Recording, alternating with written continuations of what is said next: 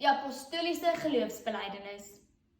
Ek glo in God die Vader, die Almagtige, die Skepper van die hemel en die aarde,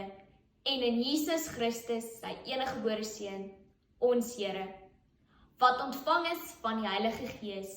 gebore is uit die Maagd Maria, wat gelei het onder Pontius Pilatus,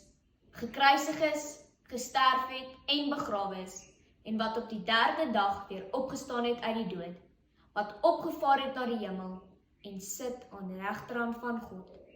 die Almagtige Vader, van waar hy sal kom om te oordeel, van die wat nog lewe, en die wat reeds gesterf het.